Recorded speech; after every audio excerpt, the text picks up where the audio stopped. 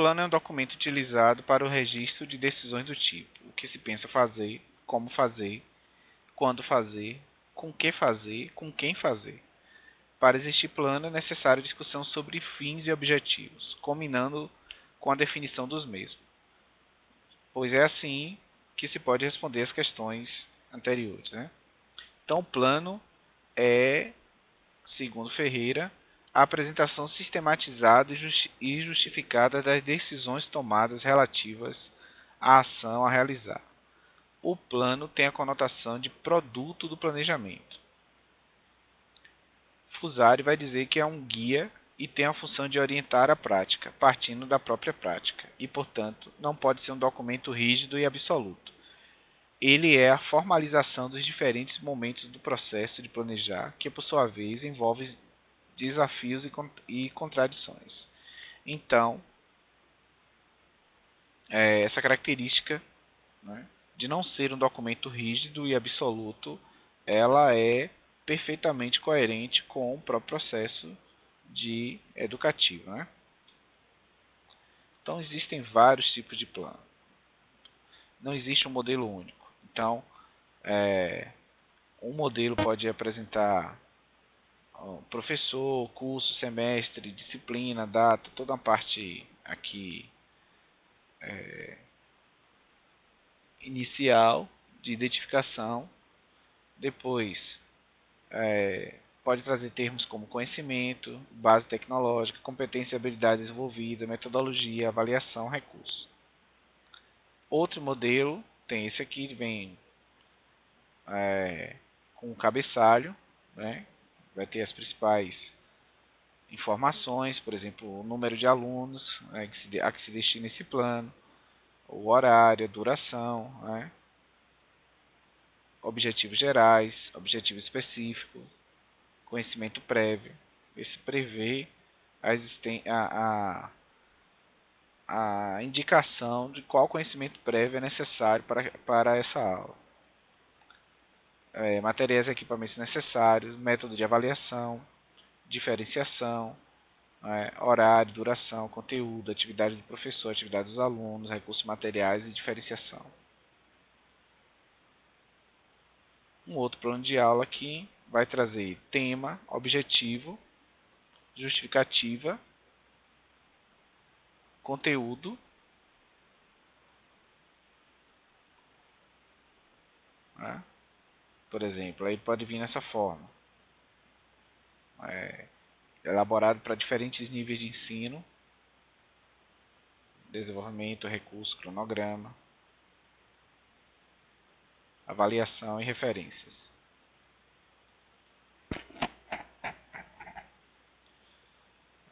É possível uma abordagem que vai chamar de metodologia da ação pedagógica, que é a forma que você pretende desenvolver, como, onde e quais recursos materiais. Então está tudo aqui descrito em um único tópico, e depois descreve quais são os momentos em que está dividida a aula, né? Em primeiro momento, segundo momento, terceiro momento. Isso é uma outra forma de plano de aula. Vem com avaliação, que é obrigatório, para poder sabermos se os objetivos foram alcançados. É necessário ter essa avaliação, e ela é específica para cada aula, tanto para o professor quanto para os seus alunos.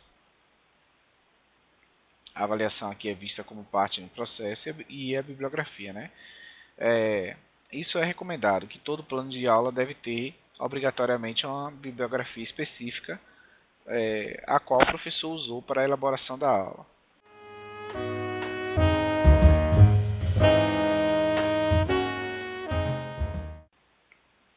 Independente do modelo,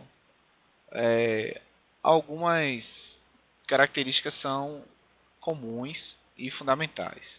Então, por exemplo, a construção de objetivos. Qual é a importância? Seleção, planejamento de métodos, materiais ou conteúdos de aprendizagem, avaliação do sucesso da aprendizagem, organização dos esforços e das atividades dos alunos, direcionando-os ao alcance dos propósitos importantes do ensino. Então, tudo isso aqui revela a importância da construção de objetivos. Então, como é que se faz bons objetivos, né? Eles devem comunicar de forma significativa um propósito de aprendizagem. Então, Quando construímos objetivos, normalmente usamos verbos, iniciamos com o verbo no infinitivo. Então, uma frase que deve ficar na cabeça e não aparecer no plano, que pode ajudar na construção, é você pensar no momento que está selecionando esse verbo, pensar na seguinte frase: ao final da aula, o aluno deve, e aí completar, iniciar o objetivo com o verbo. Então, alguns verbos, eles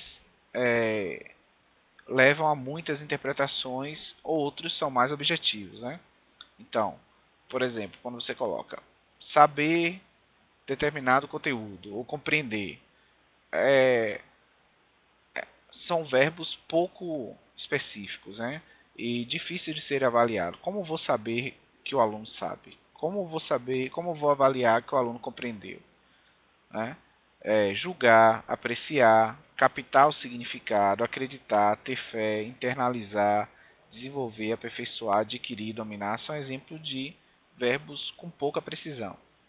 Verbos mais específicos são do tipo escrever, enumerar, identificar, classificar, solucionar, relacionar, contrastar, distinguir, traduzir, listar, exemplificar, aplicar.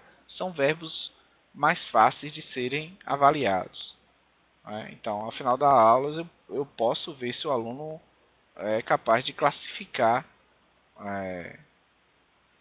por exemplo, ácidos, diferentes tipos de ácidos, classificar as funções orgânicas, por aí vai. Características de um objetivo. Primeiro, desempenho. Diz que o aluno é capaz de fazer. Condição. Descreve as condições importantes, se houver, em que o desempenho deverá ocorrer. Critério. Indica o quão bem o aluno deverá atuar para ser considerado aceitável. Então, aí tem implicações para níveis de desempenho. Aí tem um exemplo aqui, que é da educação física. O objetivo está aqui. O estudante será capaz de correr a distância de 2,5 km no tempo de 12 minutos em uma pista de atletismo. Então, o objetivo é correr a distância de 2,5 km no tempo de 12 minutos em uma pista de atletismo. Então, como são esses níveis dos objetivos, né? Do geral para o específico? Primeiro nível é o nível abstrato, metas amplas. Segundo nível, metas gerais, metas finais, fim de unidade, curso ou sequência de curso. Terceiro nível, especificidade, detalhes.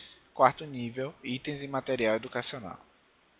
Então, vamos ver isso aqui mais detalhado. E com exemplo lá da educação física. Primeiro nível, o estudante condicionará o coração, pulmão e outros sistemas orgânicos do corpo para atingir as demandas diárias de emergência. O estudante desenvolverá conhecimentos e habilidades em esportes recreacionais. Então, no segundo nível, o estudante possuirá conhecimentos e habilidades necessários para participar de um jogo de tênis. Terceiro nível, o estudante será capaz de executar o saque tipo viagem em um jogo de voleibol. Quarto nível, o estudante usando o passe de peito será capaz de bater a bola de basquete de maneira que ela atinja acima da linha pintada na parede 1,40 metros acima do solo, 25 vezes em 30 segundos de uma distância de 3 metros. Então a gente pode perceber que a diferença de níveis aqui vai especificando cada vez mais o objetivo.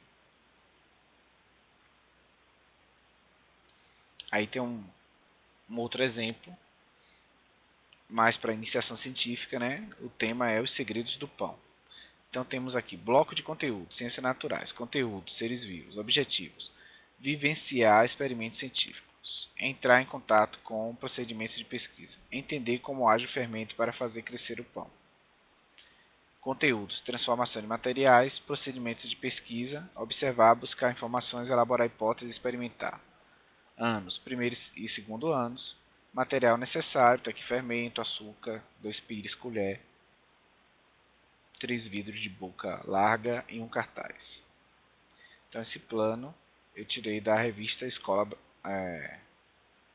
da editora Abril, segundo o endereço que está aqui no final do slide, né? Então tem o desenvolvimento e tem a avaliação. Na avaliação, ele vai verificar a evolução de cada aluno, tendo como parâmetro principal a participação nas atividades. Então, os objetivos, né, de uma maneira resumindo aqui, os objetivos devem ser expressos em termos do desempenho esperado do aluno, deve ser observável e mensurável. Explícitos quanto ao conteúdo ao qual o desempenho se relacione, realistas e alcançáveis nos limites de um segmento de tempo. Tem outras características aqui, devem ser claros, né, sem alternativas, sem palavras inúteis, mencionando só um desempenho em relação ao conteúdo, inteligível para o aluno, inspirado nas atividades diárias, importante e significativo para os alunos, conhecido pelos alunos, promotores de reações muito similares entre os observadores. Então, um objetivo bem definido é aquele que comunica claramente ao aluno a intenção educativa do professor. Aqui tem outras classificações, né?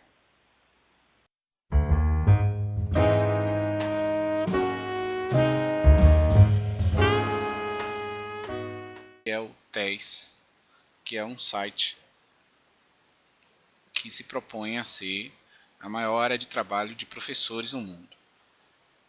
É um site britânico, e se você estiver usando um navegador como o Chrome, por exemplo, que permite traduzir, você pode pedir para traduzir, e aí você vai poder visualizar melhor os recursos do site. Então aqui temos que mais de 1.500 empregos já foram encontrados através desse site. Há mais de 527 mil recursos disponíveis e mais de 2 milhões e 120 mil usuários cadastrados em todo o mundo. Então, nesse site é um grande repositório. Nós podemos fazer pesquisas aqui, por exemplo, para recursos de ensino. Então, quem está fazendo a tradução aqui é o Chrome. E aí encontramos aqui já uma separação por diferentes níveis de ensino. Então temos o nível primário para crianças entre 4 e 11 anos, o nível secundário,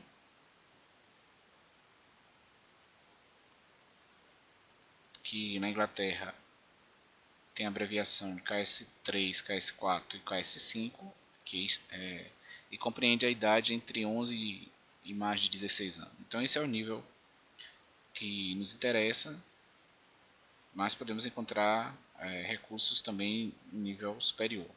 Então vamos aqui no nível secundário e já encontramos aqui química como sendo um dos assuntos, um dos conteúdos desse nível de ensino. Então vamos clicar em química. Temos aqui de novo uma subdivisão por idades. Podemos pegar aqui, por exemplo, tabela periódica, e aqui já há um menu onde eu posso informar o tipo de arquivo que eu estou buscando. No nosso caso, plano de aula, temos 2 planos de aula. Também vamos encontrar apresentações em PowerPoint, vídeos e vários outros recursos. Então vamos ver aqui. Vamos continuar traduzindo, deixando o navegador traduzir.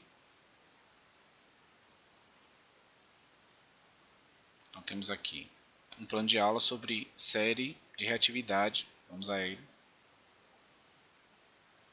Então o plano de aula está aqui em formato doc, né, documento do Word. Vamos acessar. Bem, vamos ver como é a estrutura desse plano de aula. Então tem um título, a data, né, o grupo, o público-alvo. Vamos aumentar aqui um pouquinho para visualizar melhor. O objetivo, que é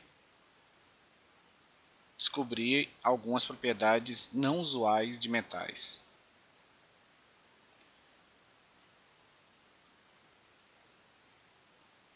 E tem outros objetivos aqui, como por exemplo, todos os pupilos deverão nomear algumas propriedades usuais dos metais. A maioria dos pupilos ou dos aprendizes deverão observar e gravar algumas propriedades não usuais de metais, e alguns pupilos, somente alguns aprendizes, deverão usar essa informação para resolver problemas. Então, isso aqui é o que se espera ao final da aula. Tem alguns links com outras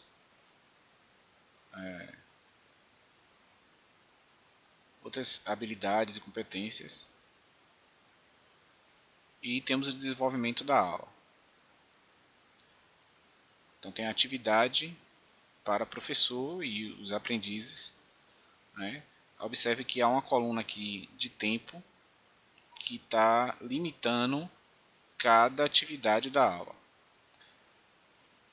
Então há uma descrição,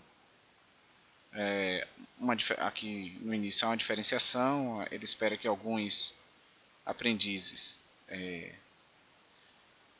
vão ter que recorrer a algum recurso que ele usa aqui, alguns cartões que vão ajudá-lo, e outros vão poder misturar habilidades com seus pares, sempre que possível. E quais são os recursos que tem em cada atividade também está aqui posto na coluna, em outra coluna. Então, por exemplo, aqui tem o PowerPoint para atividade 1. Temos outra atividade 2, atividade 3, uma plenária, atividades extras. E temos a avaliação, uma tabela que vai avaliar cada parte ou cada aspecto da aula. Um espaço para comentários e uma lista de assinaturas. Bem, o meu propósito de mostrar esse repositório de planos de aula é porque é uma das fontes onde você vai poder pegar planos de aula, baixar planos de aula para traduzir e colocar lá no repositório, que vai ser o glossário, O nosso glossário que vamos construir no AVA vai ser um grande repositório de planos de aula de Química. Alguns serão originais, outros serão traduções. Isso vai estar bem detalhado lá na atividade. Eu espero que vocês aproveitem bastante. É um recurso muito interessante, e que a gente possa construir um bom glossário e que sirva até para a sua formação em outros momentos. Então aguardo vocês lá. Até a próxima videoaula.